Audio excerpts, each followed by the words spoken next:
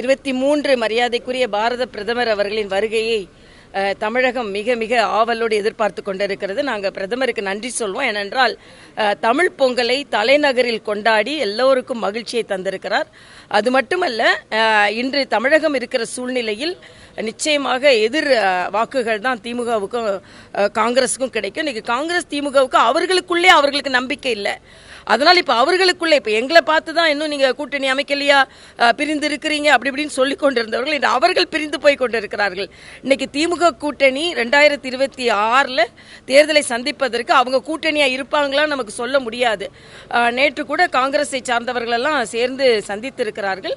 ஆக 1967 திமுக தான் காங்கிரஸை முடிச்சுது. அதுக்கப்புறம் 2 பேரும் கை சேர்த்தாங்க. இன்னைக்கு 2 பேரும் ஒருத்தங்க முடிச்சுக்குவாங்க, அவ்வளோதான்.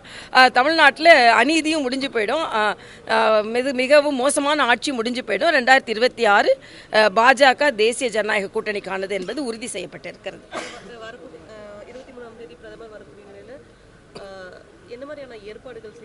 இல்லை, பிரம்மாண்டமான ஏற்பாடுகள், லட்சக்கணக்கான மக்கள் சேர்வதற்காக ஏற்பாடு செய்யப்பட்டிருக்கு. அதனால தான் மதுராந்தகமே தேர்ந்தெடுக்கப்பட்டிருக்கிறது. எல்லா கூட்டணி கட்சிகளும் நிச்சயமாக அதில் கலந்து கொள்வார்கள். இது ஒரு மிகப்பெரிய தொடக்கமாக இருக்கும். மரியாதைக்குரிய பாரத பிரதமரின் வருகை 2026 எங்களது வெற்றிக்கான தொடக்கமாக இருக்கும். ஏன்னா எதிரணியை நீங்கள் பார்த்தீங்கன்னா இன்றைக்கி மக்கள் ரொம்ப மோசமாக. இன்றைக்கி நான் திருப்பி சொல்வதுண்டு, அலங்காநல்லூர் ஜல்லிக்கட்டாக இருக்கட்டும், இவ்வளவு நாள் ஜல்லிக்கட்டு இருக்கும் பொழுது அங்கே ஒரு மருத்துவமனை, உலகத்தரம் வாய்ந்த மருத்துவமனை இருக்கணும்னு நான் கேட்டுகிட்டே இருக்கேன். இந்த முறை நான் என்னோட பேட்டியில் சொன்னேன். நேற்று பார்த்தீங்கன்னா காயமடைஞ்ச ஒருவர் 66 வயசை சார்ந்தவர் ராஜாஜி மருத்துவமனைக்கு போய் இறந்திருக்கிறார். ஒரு கொண்டாட்டத்தில் யாருமே இறக்கக்கூடாது. ஆக அதற்கான முன்னேற்பாடு கூட செய்யலைன்னா நாம் எதை, இந்த அரசை நாம் எப்படி ஒத்துக்கொள்வது?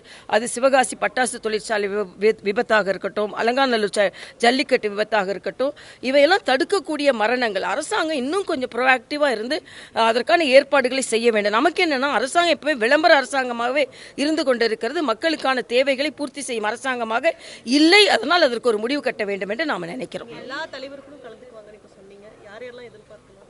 யார் யாரெல்லாம் எதிர்பார்க்கப்படுகிறார்களோ அவர்களெல்லாம் கலந்து கொள்வார்கள். இல்ல, அரசு வேலை தருவது நல்லதுதானே. அவங்க எல்லாம் பாதுகாப்பாக இருக்க வேண்டும் என்பதுதான் அரசு வேலை. அவருக்கு அவங்க ஒரு வீர விளையாட்டை ஊக்கப்படுத்துவது எந்த விதத்திலும் தவறு கிடையாது. ஆனால் அந்த வீர விளையாட்டை கொண்டு வந்தது யாருன்னு நான் முதல்ல சொல்லணும். ஜெயராம் ரமேஷ் இதை காட்டு மிராண்டி விளையாட்டுன்னு சொன்னார். அந்த கட்சி கூட தான் இவங்க கூட்டணி வச்சிருக்காங்க.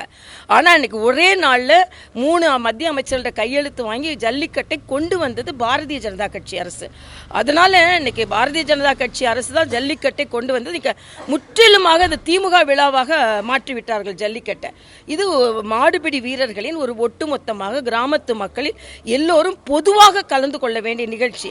ஆனால் இது அப்படியே அதை திமுக நிகழ்ச்சியாக மாற்றி அதை அவர்களுக்குள்ள நிகழ்ச்சியாக மாற்றுவதே முதல்ல தவறு. எல்லாருமே சேர்ந்து கலந்து கொள்ள வேண்டும். இன்னும் அதிக வாய்ப்பு கொடுக்க வேண்டும், இன்னும் அதிகமாக பயிற்சி கொடுக்க வேண்டும், இன்னும் பாதுகாப்பாக இருக்க வேண்டும் என்பது எனது கருத்து. இல்ல, திமுக வாக்குறுதின்னு சொல்ல முடியாது. அதுல வேறு வாக்குறுதி இருக்கு. ஆனா ஒரு அரசாங்கத்திடமிருந்து இன்னொரு அரசாங்கம் கைப்பற்றும் பொழுது அந்த அரசாங்கத்தோட திட்டங்களை விரிவுபடுத்துவது தானே நியாயம். நீங்கள் தாலிக்கு தங்கம் போன்ற திட்டங்களை தடால் நிறுத்திட்டீங்க. அப்படி இல்லாமல் விரிவுபடுத்துகிறார்கள் என்று மக்களுக்காக விரிவுபடுத்துகிறார்கள் மகிழ்ச்சி தான் அடையணுமே தவிர எங்களோட திட்டங்கள் தான் சொல்லி கொண்டு இருக்கிறார்கள் என்று சொல்வது எந்த விதத்திலும் நியாயம் இல்லை என்பதுதான். அதோட ரகுபதி போன்றவர்கள் இதையும் சொல்லுவாங்க, வேற காங்கிரஸ் அது இப்போ நாங்கள் கூட்டணி வச்சிருக்கிறது என்ன ஒரு காங்கிரஸ்ன்னு சொன்னால், நேற்று டெல்லியில் கூட்டம் கூட்டினது என்ன காங்கிரஸ் ரகுபதி சொல்லட்டும். இன்னைக்கு ஒரு காங்கிரஸையே விரிவுபடுத்தி ஒவ்வொரு வகுப்பைப்படுத்தி வச்சிருக்கிறார் மாதிரி, வகைப்படுத்தி வச்சிருக்கிற மாதிரி பேசி கொண்டு இருக்கிறார்கள். ஆக எது எப்படி அரசாங்கம் சரியா நடைபெறவில்லை, அவங்க கூட்டணி சரியா இல்லை. கூட்டணியில் உள்ள விடுதலை சிறுத்தைகளா இருக்கட்டும், காங்கிரஸா இருக்கட்டும், கம்யூனிஸ்டா இருக்கட்டும் புழுங்கி கொண்டு இருக்கிறார்கள். அதனால 2026 அவங்க கூட்டணி முழுமையாக கூட்டணியாகவும் இருக்காது, அந்த கூட்டணி வெற்றியும் பெறாது. அதனால நிச்சயமா தேசிய ஜனநாயக கூட்டணி வெற்றி பெறும். அண்ணன் எடப்பாடியார் முழு நம்பிக்கையோடு, அதுவும் மரியாதைக்குரிய புரட்சி தலைவர் எம்ஜிஆர் அவர்களோட பிறந்த நாள்ல முதல் திட்டத்தை நம்ம அறிவிக்கலாம்னு ஒரு ஆஸ்பீஷியஸ் டே, நம்ம சொல்ல மங்களகரமான நாள்னு சொல்வோம், அதில் அறிவிச்சிருக்கிறார். அந்த வகையில் அது மகிழ்ச்சி தான். நாங்கள் எல்லாரும் இன்னைக்கு டெல்லி போகிறோம். நாளைய தினம் எங்களது அகில பாரத தலைவர் வேட்பு மனு தாக்கல் செய்கிறார். அதில் பாரதிய ஜனதா கட்சியை சார்ந்த இங்கே தமிழ்நாட்டிலிருந்து 20 தேசிய பொதுக்குழு உறுப்பினர்கள் கலந்து கொள்கிறோம். இந்த பண்டிகை நாட்களை முன்னிட்டு வில்லா மனைகளை முன்பதிவு செய்து ஸ்டாம்ப் டியூட்டியில் 50% வரை தள்ளுபடி பெறுங்கள். Premium villa plots across Tamil Nadu from 4.5 lakhs to 3 crores.